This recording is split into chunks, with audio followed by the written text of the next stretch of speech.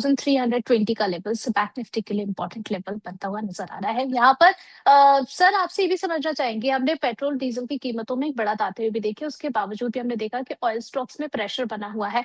आपका नजरिया ऑयल को लेकर भी हम समझना चाहेंगे। पिछले कल ट्रेडिंग सेशन में हमने इसको डिस्कस किया है।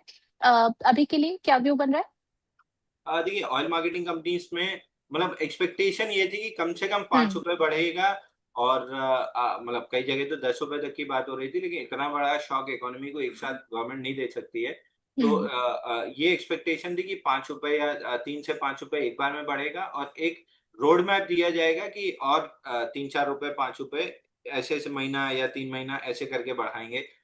जो रोड मैप नहीं आया, इंक्रीज तो ठीक आई, 3 से 5 रुपए एक्सपेक्टेड था कि इस रेंज में करेंगे, उस रेंज में आ गया। बट रोड मैप नहीं सेट हुआ कि और जो अंडर रिकवरीज आ रही हैं उनको कैसे रिकवर किया जाएगा। वो एक चीज इन स्टॉक्स के लिए नेगेटिव रही है, तो फ्रॉम अ ट्रेडिंग पर्सपेक्टिव थोड़ा सा नेगेटिव रिएक्शन है। बट अगर हम्म। आपका नजरिया कहीं भी 2 साल 1.5 साल का है, आराम से इन स्टॉक्स को एक्यूमुलेट कीजिए, कोई दिक्कत नहीं है, आपको फ्रेश ऑल टाइम हाई मिल जाएगा। इन्वेस्टर्स का स्टॉक है, ट्रेडर्स एकदम दूर रहे। चलिए ठीक है, इन्वेस्टमेंट पर्पज से अपॉर्चुनिटीज अभी भी बनती हुई नजर आ रही है ऑयल मार्केटिंग स्टॉक्स के अंदर। नेक्स्ट यहाँ पर दर्शकों के सवालों के सिलसिले के साथ जो है शुरुआत कर लेते हैं। गौरव जैन जी का सबसे पहला क्वेश्चन है, वेबसोल एनर्जी के शेयर के बारे में कह रहे हैं कि बाउंस बैक कब आएगा इसमें? वेबसोल एनर्जी, देखिए इस स्टॉक में अभी बाउंस बैक, बल्कि ये तो बुलिश जो मूव आया था उसका पुल बैक है। अब ये नॉन स्टॉप ये काउंटर नीचे 28 दिन में 150% चला था, 52 रुपए से 128 रुपए। तो अभी तो उसका रिट्रेसमेंट, अभी 38% भी रिट्रेसमेंट ढंग से नहीं हुआ है।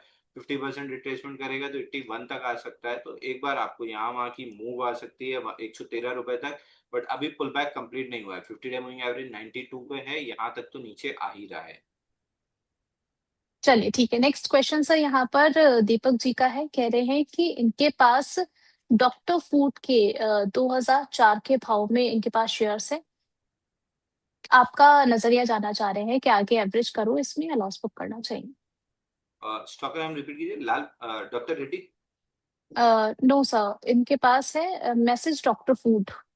अच्छा, vector food, Mrs vector foods. देखिए इस स्टॉक में हमने बाई कॉल इनिशिएट किया था, लेकिन हमारा स्टॉप लॉस कट गया था। स्टॉक में फॉलो थ्रू एक्शन नहीं देखने के लिए मिला और डाउनसाइड बनी, तो वापस से गैप फिल करने के लिए आना था 181, वहां तक आ चुका है लिक्विडेशन में। 181 टूटता है तो और डाउनसाइड खुलेगी। अपसाइड तभी बनेगी जब 206 रुपए के ऊपर निकलेगा, जो अभी तो नहीं हम्म। दिख रहा है। तो 181 का लेवल वॉच कीजिए, अगर उसके नीचे निकलता है तो फिर एक बार आपको हम्म। स्टॉक से एग्जिट लेना पड़ेगा। चल, 181 का लेवल इंपॉर्टेंट है, इससे नीचे आपको एग्जिट के बारे में सोचना पड़ेगा। आयुष माथुर जी का क्वेश्चन है अडानी पावर को लेकर के, 112 की इनकी बाइंग है और अडानी ग्रीन है 931 की बाइंग। लॉन्ग टर्म व्यू जानना चाह रहे हैं किन लेवल्स पर जो है इनको और ऐड करना चाहिए? देखिए अदानी पावर तो मेरे को अभी नहीं लगता ऐड करना चाहिए। 180 के अराउंड ब्रेकआउट पॉइंट था, उसी को रीटेस्ट करने नीचे आ सकता है, तो 180 के अराउंड डिस्कस करेंगे। दूसरा अदानी ग्रीन 1447 पे प्रॉफिट बुक करना है, यहाँ पे आ गया है 1447, प्रॉफिट बुक कर लीजिए। ऑन द डिप्स कहीं भी 1200 1127 इस रेंज में अगर मिलता है तो हम वापस से री एंट्री करने की कोशिश करेंगे। और शायद अभी मैं री एंट्री के फेस में अदानी ग्रीन या अदानी एनर्जी सॉल्यूशन में री एंट्री ना करूं। मैं अदानी हम्म। एंटरप्राइज मेरे को ज्यादा अच्छा लगता है in terms of news flow, relative strength. आप देखिए अब वो अदानी एंटरप्राइज होल्डिंग कंपनी की तरह होता जा रहा है, हाइड्रोजन का काम उसी में है, ये डिफेंस का, एरोस्पेस का, ये सारे काम अब अदानी एनर्जी एंटरप्राइज के अंदर है। तो धीरे धीरे वैल्यू अनलॉकिंग वहां ज्यादा होती हुई दिखेगी। तो फ्रॉम एन इन्वेस्टमेंट परस्पेक्टिव मेरे को अदानी एंटरप्राइज इस समय सबसे अच्छा लगता है। तो मूव अच्छी आई है, 2600 का टारगेट कंप्लीट हुआ है, हम्म। कंसोलिडेशन के बाद 3200 रुपए जाते हुए दिख रहा है। तो अब मेरा फोकस अदानी एंटरप्राइज पे ज्यादा है। चलिए, अडानी इंटरप्राइजेस को फोकस पे मेनली रख करके चले आप। सीमा जी का क्वेश्चन है, एग्जिट अपॉर्चुनिटी सर इनको कॉस्ट टू कॉस्ट में मिल जाएगी या फिर प्रॉफिट में मिल पाएगी इंडस टावर के अंदर? 439 की इनकी बाइंग प्राइस।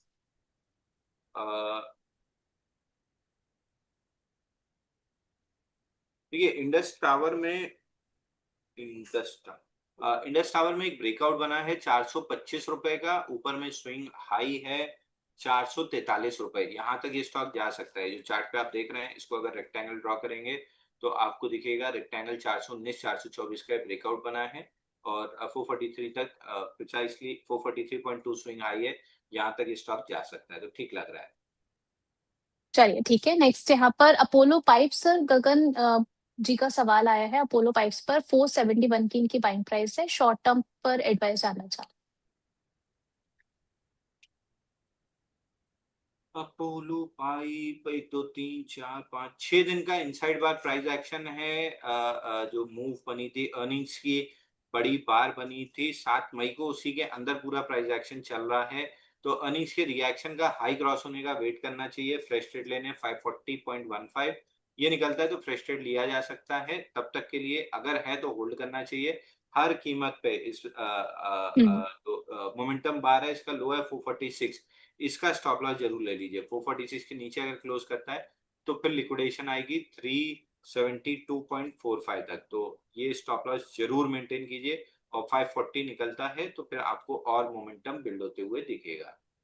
चलिए ठीक है, नेक्स्ट क्वेश्चन सर इनका श्रीजी एसपीजी पर है। 401 पर इन्होंने बाय किया है, अभी भी अगर हम देखें प्रॉफिट पे चल रहे हैं तो बने रहे बिल्कुल या बने फिर। रहना चाहिए, श्रीजी शिपिंग में बिल्कुल बने रहना चाहिए। कप एंड हैंडल पैटर्न का ब्रेकआउट आ रहा है। कप एंड हैंडल पैटर्न बहुत अच्छा नहीं है, मैं ये स्टॉक 240 रुपए से रिकमेंड करते आ रहा हूँ।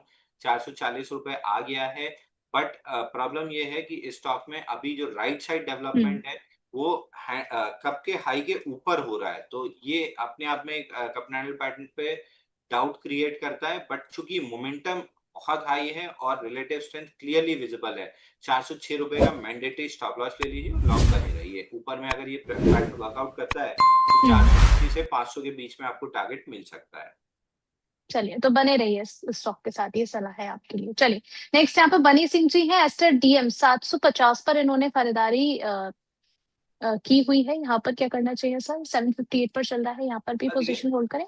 एस्टरडीएम स्टैंडर्ड डिस्क्लेमर सुबह ही हमने मीडिया प्लेटफॉर्म्स पे बाई दिया हुआ है। एस्टरडीएम 775 के टारगेट के लिए पार्शियल प्रॉफिट बुकिंग हमने करा दी है, बट 775 रुपए जाते हुए दिख रहा है। तो स्टैंडर्ड डिस्क्लेमर दर्शकों ने जिनने भी देखा है और कुछ क्लाइंट्स के पास ये लॉन्ग हो सकता है, सुबह हम्म मीडिया पे बाई दिया हुआ है। चलिए ठीक है। अगले सवाल की ओर बढ़ लेते हैं। राजा जी का सवाल आया है जियो फाइनेंस के बारे में। इन्होंने 234 पर 2000 शेयर्स ले रखे हैं, तो अभी आगे क्या करना चाहिए?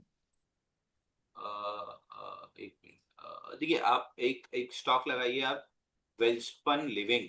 वेल्सपन लिविंग वेल्सपन लिविंग में अच्छा ब्रेकआउट अभी बन रहा है। हम्म ऑलमोस्ट प्रियम्पटिव अगर आपको बाई करना है तो यहीं पे 136 रुपए 65 पैसे चल रहा है, यहाँ पे बाई करके आप चल सकते हैं वेल्सपन लिविंग। अगर आपको ब्रेकआउट ही बाई करना है कि आपको सिस्टम हम्म मतलब कंफर्मेशन के साथ बाई करना है तो 139.20 के ऊपर बनेगा। मैं प्रियम्पटिव बायर हूँ तो मैं यही प्रियम्पटिव बाई करूंगा। मतलब अगर मेरे को करना होता मैं यही प्रियम्पटिव बाई करता, बट अगर आपको सस्टेन्ड ब्रेकआउट बाई करना है तो 139.20 के ऊपर दोनों केस में जो टारगेट आपका खुलेगा वो 143 का खुलेगा। और स्टॉप लॉस कल हम्म का लो स्विंग लो है 137, सॉरी हम्म 134, ये आपका स्टॉप लॉस रहेगा। तो बहुत बड़ा स्टॉप लॉस नहीं है, 2-2.5 रुपए का स्टॉप लॉस है। 1-2 रुपए बफर दे लीजिए, 132 का स्टॉप लॉस ले लीजिए और 143 का टारगेट लगा सकते हैं। स्टॉक में hmm almost the verge of breakout है, प्रीएम्प्टिव बाई करना चाहिए।